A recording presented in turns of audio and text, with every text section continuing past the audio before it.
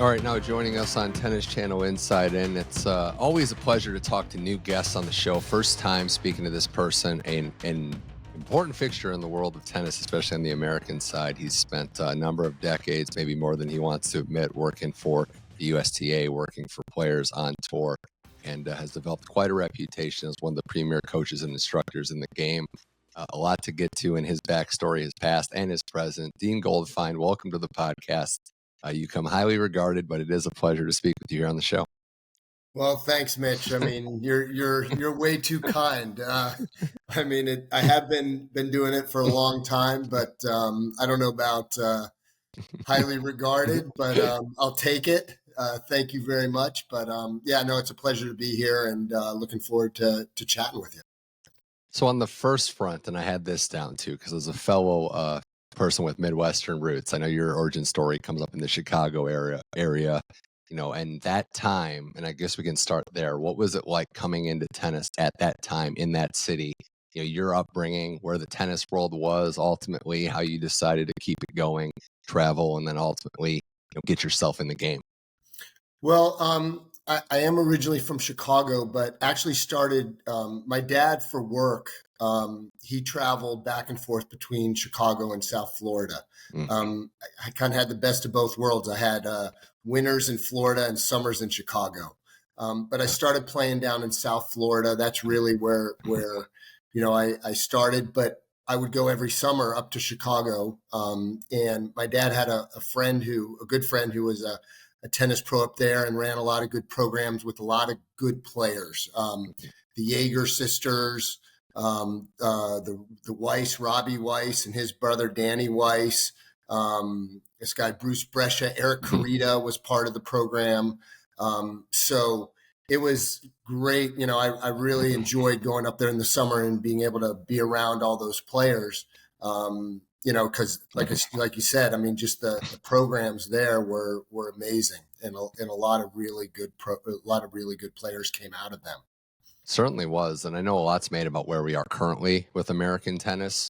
But if you could speak to what it was like back then, just how competitive. There's tons of players, and I don't think a lot of people, younger fans of the game, realize just how loaded, not just the top 100 rankings, but the junior rankings and all the tremendous college players were in your era. What was the competition level like when you were coming up? Yeah, it was so tough. I mean, back then you didn't have the ITF junior circuits. So really there was one pathway for American players, and that was to play your local USTA tournaments and national USTA tournaments. And then a couple of the top elite players would get invited to the Grand Slams and maybe a couple other tournaments. And then obviously you had the Orange Bowl, which was back then basically the premier junior tournament. So all the top players played. I mean, like I said, I really, grew up playing Florida junior tournaments, and I never became a great player. But I did play professionally for a couple years. But I was never, until my last year of 18s, I was never ranked top 10 in the state of Florida.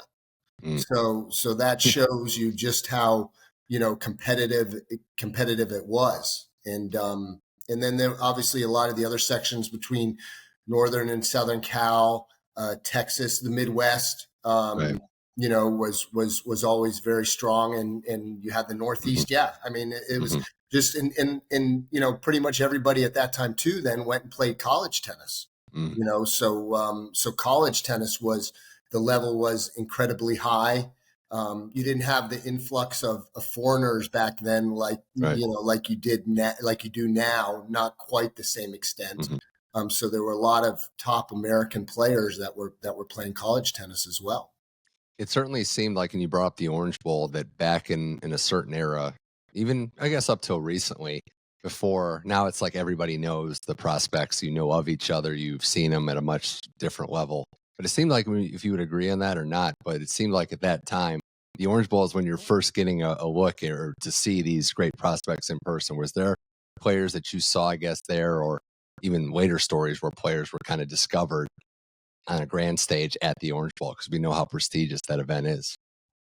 Yes, I mean, you definitely um, got a glimpse then of some of the top players. Like I remember actually one year at used to be the Sunshine Cup, which was basically the Davis Cup for the 18 and unders, and that was also played usually right around the Orange Bowl time. And I remember, when I think I was maybe 16, 15, somewhere around there, and they had it one year at the club where I was a member. Yeah. And the one person that I remember was Ivan Lendl. He was playing it from Czechoslovakia back then. Yeah.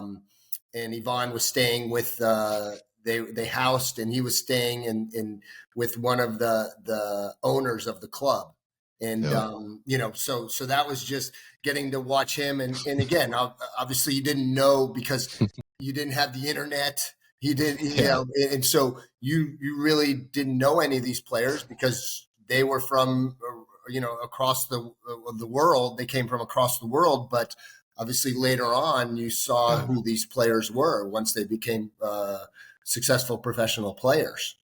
Yeah, it's totally a different time in that regard. And in your playing career, you mentioned you had a stellar junior career into Texas A&M, which I know everybody who gets to College Station seems like they love it and they don't want to leave, but at that time, and I know your backstory, you had a finance degree, you played pro for a few years. Were you thinking of coaching at all as you were playing, getting into the pro career? Or did that just kind of happen organically? I never thought I was going to be a tennis coach. Yeah, I mean, back then too, I think it wasn't like it is today where you have these kids from 10, 11 years old that have these ambitions to be professional tennis players. I mean, I'm sure there were some back then, but I mean, I played, and so many people played just because they loved playing tennis and loved being competitive. And my ambitions growing up was first just to get a college scholarship. So yes, I was able to go play at Texas A&M, and then once I was there, then as I was starting to finish school, I wanted to go play professionally. I did that for a couple of years, realized I wasn't never going to make a living playing professional tennis. And so I was going to look for a real job. But I got lucky because I was friends with Mary Joe Fernandez, and we had the same coach at home, Fred Stolley. And I would hit with Mary Jo sometimes when I would go home while I was playing because it was great. She never missed, and it was always a really good hit. And so one time I called her up, asked her to hit towards the end of when I was playing. And she said, sure, love to, but why don't you come up to Boca West? Because I think I'm going to start working with Tim Gullickson. And so I said, sure. So I went up there, I met Tim, we hit a couple of days, everything was great. And then maybe 3 months later, she calls me and asks me if I'd be interested in traveling with her as kind of a hitting partner / coach, because Tim didn't want to travel a lot. And so I said, sure, I wanted to finish the summer playing. That's kind of where I was at. And so I did that. I started with her and things went really well. And that's how I got into coaching. I never thought I was going to be a tennis coach. I definitely never thought I was going to have the opportunities that I've had. I mean, I've been blessed to be able to work with a lot of great players and a lot of great people. It's a true sliding doors moment. Life's full of them, but that's the phone call that started everything. And, you can't help but wonder what it would have been like if you went the other direction. But here we are, decades later, your coaching career really did take off. And I've heard you reference this in articles in the past that maybe part of the reason why they liked hitting with you and eventually being coached by you was you just hit a good ball as a hitting partner. They just loved working with you. Yeah, 100%. I mean, I hit, old school, okay. Mitch, and a pretty flat ball. I was pretty consistent. And I still, if the ball comes to me now, it's a little tougher. I'm a little older. I don't move quite as well, but I moved well. I was able to get a lot of balls back. And usually, obviously, the players would be able to get in a good groove and enjoyed hitting with me. So that definitely helped a lot. And I know you've had a lot of, high profile clients that you've worked with, but do you look back and think it was a little spoiled at first with Mary Joe because she's got the reputation of being one of the nicest people in all of tennis? 100%. I mean, not only was I spoiled from that Yeah. standpoint, that Yeah. yes, I mean, Mary Jo is the nicest person out there, Yeah. and Uh-huh. just it was such a pleasure to work with her, and also too how lucky I was, because most coaches kind of have to start at ground level and work their way up in regards to the players, maybe at satellites, or now futures or junior tennis, and then go get a good player from the juniors and go up with them. Mhm. But I mean, I was thrown right into Mhm. the limelight, Yeah. the upper echelon of tennis, and so I was very fortunate from that standpoint. It also seems like it was like on the job training for you that being fast tracked, which was great. You had a lot of great opportunities, but you're thrust into the fire and into a highly, scrutinized area too. When a player doesn't do well with a coach, they're going to look in your direction. What were some of the lessons that you picked up on early, looking back on those first couple of years coaching that really stuck with you or maybe enlightened you in a way? Well, I was pretty naive. Mhm.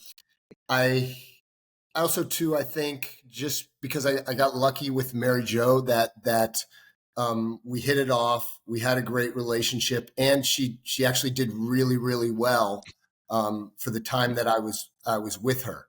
I had a lot of positive experiences from Mary Jo, and Mhm. then afterwards, working some with Aaron Crickstein afterwards, and same thing, doing pretty well with him. Um, it never really had, like, really the first time that I was fired was and I wouldn't even say it was fired. It was more of a kind of a mutual thing, but with Andy Roddick, Yeah. um, and also too, not only being, I guess, fired, but also too, that it was in the spotlight. Obviously, he was number three in the world, all over newspapers. Yeah. That was a pretty tough thing, but that was a lot later in my career. I think the big thing that I've learned through this whole thing is about how you obviously have your certain coaching style and certain coaching Mhm. philosophies, but the most important thing I think is that you need to be flexible. Mhm. Right? You have to somewhat adapt your styles to each player, and each player is different, and you can't treat each player the same. Mhm. And I think early on, sometimes I tried to force maybe my philosophies and my style on the players a little too much, as opposed to adapting, and Right. that's where um, that initial time you spend together with a player is so important, to not just totally go crazy and try and do things to change them, but get to know them get to know Yeah. you, and try and figure out what's going to work best for that player. Yeah, you've stressed in the past, right? Personality, just getting along and really putting in the effort and finding common ground is huge too off the court because you're coaching these players, but you're also spending so much time more than your actual families. If you're on the pro circuit, we're still in the middle of the season right now. It's still going, but there is a lot of common ground and a lot of bonding that's going to go on off the court. So I think that's one of the areas where not a forgotten art, but people don't always take into account just how important the time away from the court between coach and player is. Of course, yes. I mean, there's so many valuable lessons that can be taught away from the court. Just as many, if not sometimes more. I mean, I think obviously we spend so much time, a lot of meals together, Mhm. um, a lot of time. We don't do it so much anymore. Yeah. It used to be more before the invention of cell phones, but but Food delivery, yeah. yeah, we used to play a lot of cards together, and just the obviously the conversations you would have then, while you're sitting there playing cards at the dinner table. A lot of valuable lessons learned. Not only Mhm. about tennis, but just about in life Mhm. as in general. And those things obviously can go back and forth. Yeah. More with Dean Goldfine here on Tennis Channel Inside In, talking to one of the premier coaches and instructors. Has spent a lot of time with the USTA and other high-profile players in the men's and women's game. I have to ask you about somebody that's been on this show before, who I've heard described as just a true consummate pro. But you worked with Todd Martin in the '90s, I'm fascinated by how the relationship went, but also how it came to be, because it sounds like you were just networking, had friends, and like you guys got along and right place, right time again. But the partnership bloomed. He had a tremendous career that pushed with you, especially. What was it like, Dean, working with Todd Martin? Oh, it was so much fun. And yeah, I mean, with Todd, it wasn't even really networking. I mean, at the time I was working with the doubles team, Grant Connell and Patrick Galbraith. Mhm. And we just had a really good group of guys that hung out together. And Todd was in that group. And so like I never at that point, even though I had worked with Mary Joe and Aaron, just really imagined, because Todd had made the finals already of the Australian Open. Obviously one of our top younger American players. And that was like, I was happy doing what I was doing. And so it wasn't like I was like, God, I'd love to coach this guy or that guy. I mean, I was happy where I was. But Todd and I got to know each other off the court mostly. And obviously I watched some of his matches occasionally when we were at the tournaments and I had time. And yeah, he approached me at the end of that year. I think it was 95.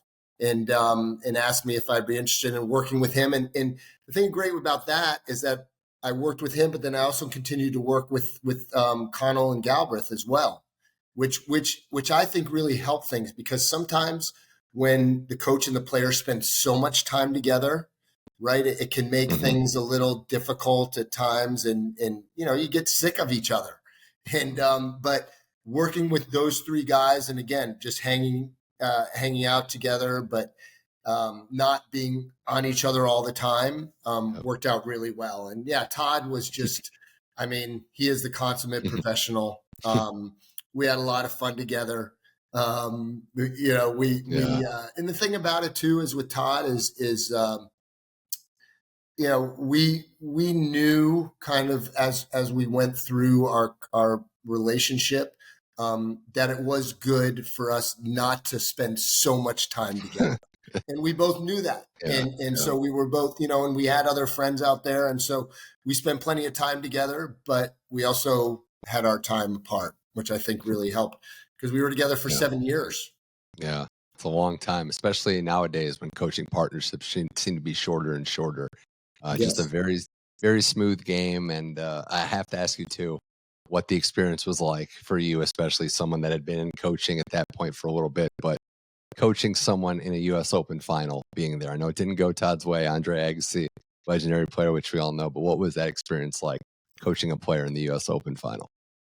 Yeah, I mean, that's obviously, as a coach, that's one of the ultimates. Having a player in a Grand Slam final, especially your home Grand Slam.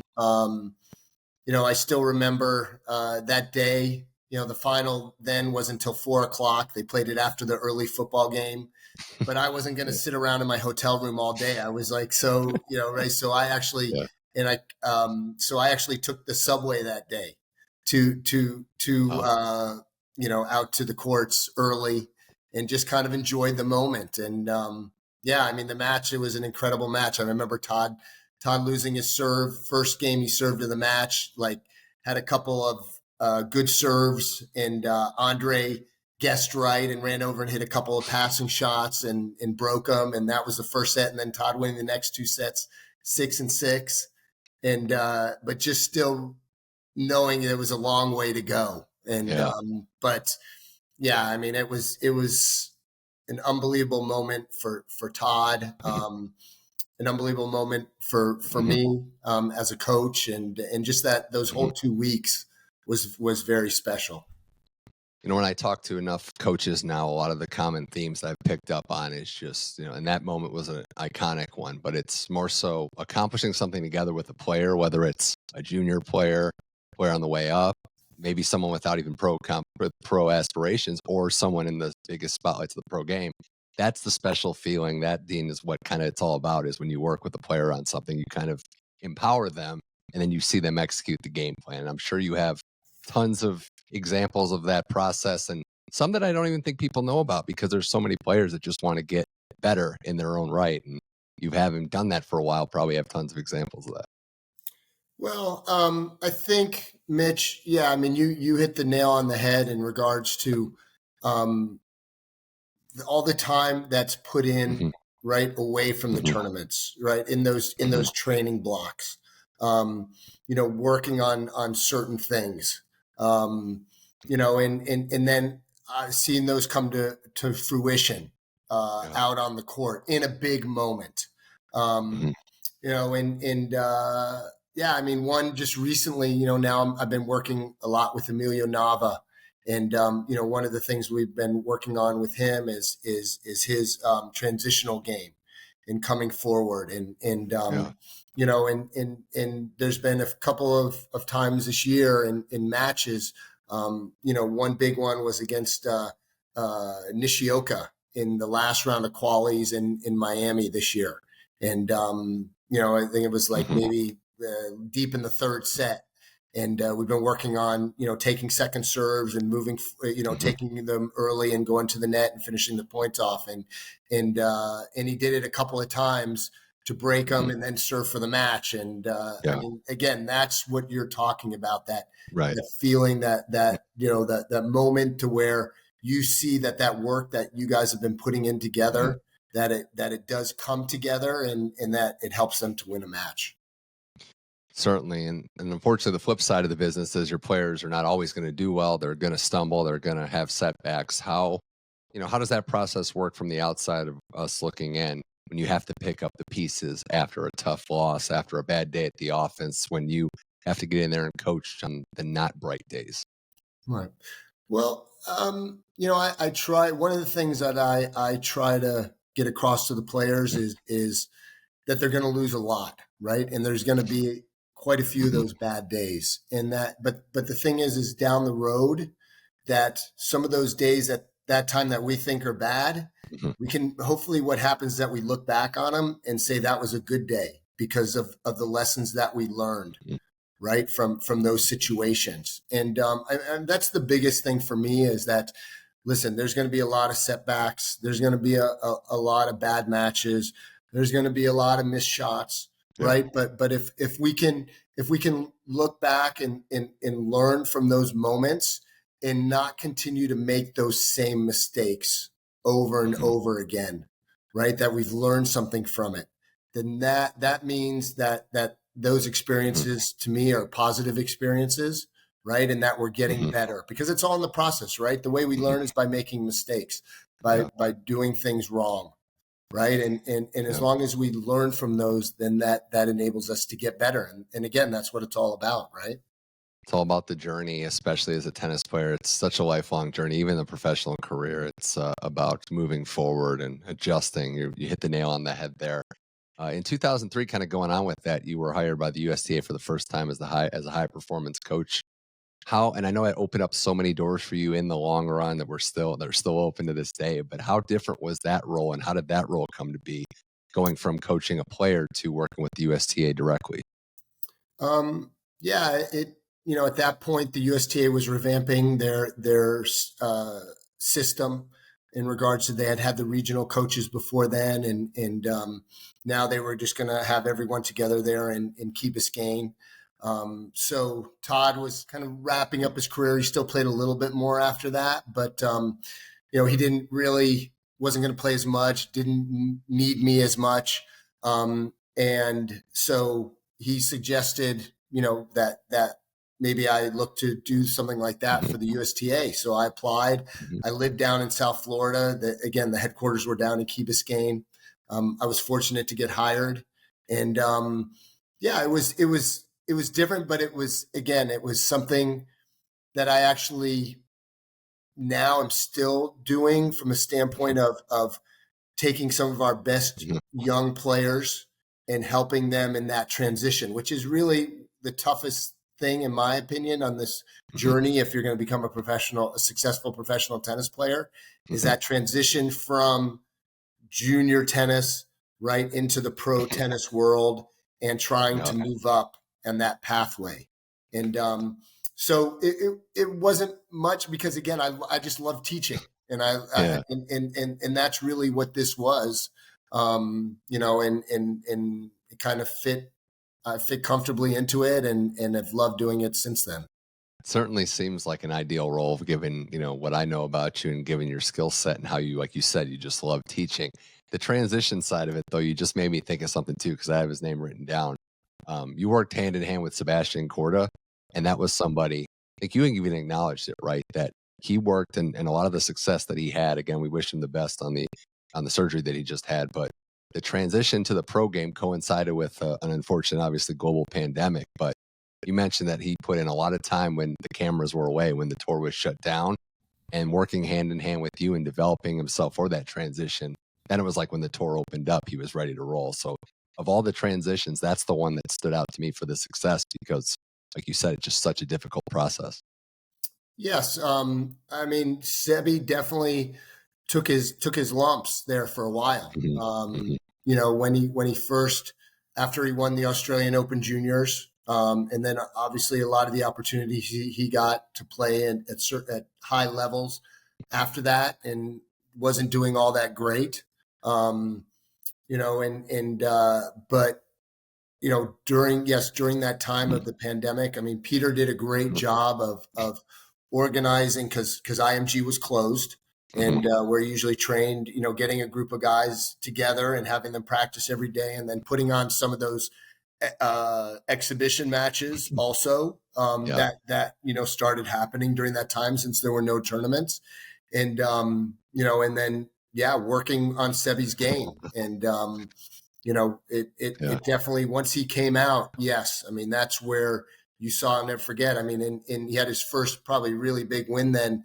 They were playing the Cincinnati tournament in New York right before the Open, and he won his first round of qualies, and then second round of qualies he played Gilles Simon, who was still a top 100 player, I think, at that point, and Sebi ended up beating him, and that gave him a lot of confidence. And after that, do you ever kind of think about how long you've been around when you see these players have their sons come up? It's like, wow, there's Brian Shelton's son, there's Peter Korda's son. I've been here a long time.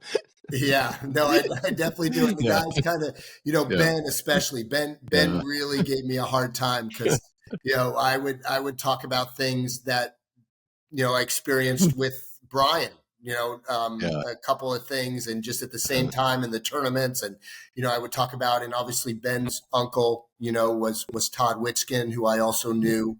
And so I would tell him some stories about Todd. And so, and as well as to the music that I listened to, which I figured pretty quickly after, the first ride we took together in the car, and I was playing Hotel California, and he had no clue, had never heard Hotel California, had no idea who the Eagles were. And so I okay, I'm pretty old, and this guy's pretty young. So, it definitely is, with some of the guys, same with Martin Dam, I mean, I was out there when Martin Dam was out there, and so it definitely, but for me, it's super cool. I really enjoy it. Couple more things here with Dean Goldfine on Tennis Channel Inside In. I do want to ask you, as a coach that's worked with a lot of people, I got to talk to you a little bit about the Andy Roddick partnership. Now, you can set the record straight. Was the groundwork laid in the Olympic Games in Athens? Was that where the groundwork was laying, going to Olympic Village? Yeah, that was where we first spent time together. Yes, 100%. I mean, I knew Andy before then, but I hadn't spent any time with him besides at tournaments when I was with Todd and he was playing against Todd. But it ended up, I mean, I don't know if you want to hear that story or it was, no, I mean, we could mention it too. They needed a coach.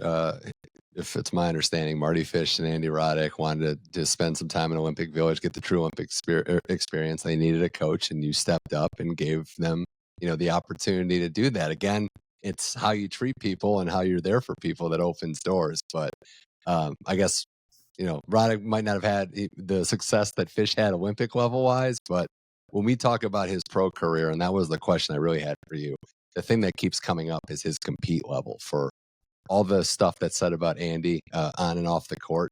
What we keep coming back to is just how hard he competes and how in practice, I'm assuming it was no different. No, no different. No different. I mean, it didn't matter what it was. I mean, Mhm. first of all, yeah, when it comes to tennis, Yeah. I mean, second to none. And Mhm. and then that goes into everything. I mean, that's Mhm. what happened. I mean, there at a lot of nights at the Olympic Village when Marty and I were in our room at night, we were playing, I think it was Yahtzee. He had Yahtzee then. He was into Yahtzee. And he, had to win every game of Yahtzee. And then when a couple months later, it was Scrabble. And he memorized like every 2-letter word that had a Z in it in the Scrabble dictionary, and that was Andy because, and he does the same thing now. Obviously you see that with his podcasts. I mean, he's super professional, super organized, and in business, he obviously has a lot of successful business stuff that he's in now. And it's the same thing. I mean, he, anything that he wants to do, he's competitive and he wants to be the best at it. And Mhm. and listen, that was the thing. That's what made Andy so successful as a player. I mean, anybody that says that Andy underachieved as a tennis player has no idea what they're talking about, because he was an overachiever. Because listen, he's obviously an athlete, a great athlete, and talented, but compared to a lot of those other guys out there, not quite as talented as them. But he was able, because of his work ethic and because of his competitiveness, right? That's why he was Yeah. as successful as he was. I think history is going to be very kind to him for a lot of what you said. Also, that era where it's going to, as more as more time passes, they'll realize that was not normal. Having to compete when he did and deal with what you said, some supremely talented, generationally gifted people to do what he did was incredible. And yeah, it was. Again, you mentioned at the beginning of this, like it was the first time there was a mutual, amicable parting of ways. But the higher you get up in this game, right, the stakes are higher, and that tends to be what happens. These players want to win so bad that they're looking to do whatever it takes, even if that is adjusting their team, unfortunately. Yeah, 100%. And that's, and you mentioned at the beginning, you asked me a question about one of the lessons I learned. And that I think is one big one is that, when I started with Andy, one of his goals was to get back Mhm. to number one. He was number two when we started behind Roger. Mhm. Now, at the end of that year, he was number three because Rafa passed him. And Andy looked at that as kind of, as I wouldn't say a failure, but as that was a Mhm. disappointment, Yeah. right? And I think, but I also feel like that year that he became a better tennis player, right? And unfortunately, and a lot of that was probably my fault, was that we were focused on his, where he was in the rankings and not so much as where he was as a tennis player and how he had become a better tennis player. And and that was one of the things we looked at when we did talk and ended our relationship, is that he had wanted to get back to number one and now he'd fallen to number three, and not so much, okay, yes, that's true, but do you feel like you're a better tennis player today than you were when we started?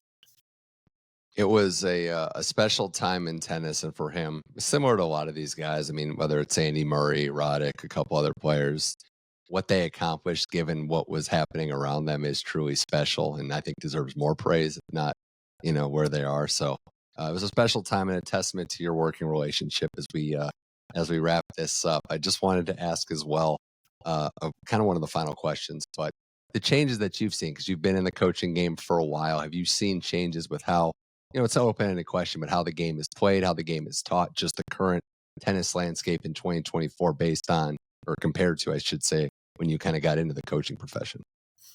Yeah, it's changed a lot. I mean, first of all, you just have to start with the athletes themselves. I mean, they're now bigger, stronger, faster, right? And in the way they train, like it's just a total different, animal now. I mean, these guys are animals, and they have to be animals to compete at the highest level. I mean, you look at look at when Sinner and Alcaraz play, and the right, especially a guy like Yeah. Sinner, how big he is and how well he moves, right, Yeah. and how hard he hits the ball, and so it's just a whole nother level now. I mean, I watch, and I actually read an article today on The Athletic about Djokovic, and now he's back at he's like number 4 or something now, but now how he's kind of back where he was when he was behind, Rafa and Roger, but now he's behind, Alcaraz and Sinner. But it's kind of the same sort of dynamic. And it's just that these guys have taken it to another level.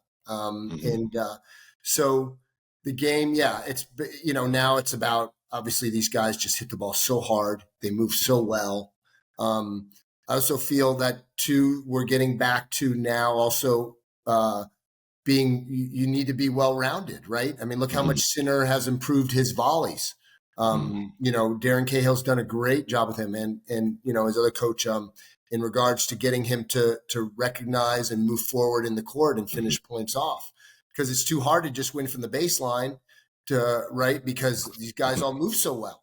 Yeah. And so I think, you have that also, and that for a while there we kind of got away from that a little bit. And now it's going back towards more a well-rounded all court game and being able to do everything.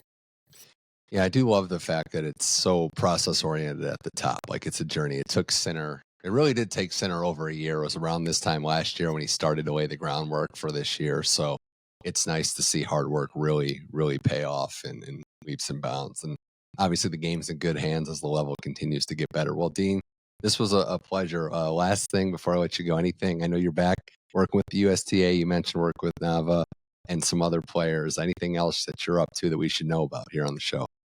Yeah, I mean, something that goes along with the Grand Slam champion, or having a guy play in the Grand Slam finals, is Davis Cup. I'm super patriotic. I've always had Davis Cup has always been a special place. Had a special place in my heart.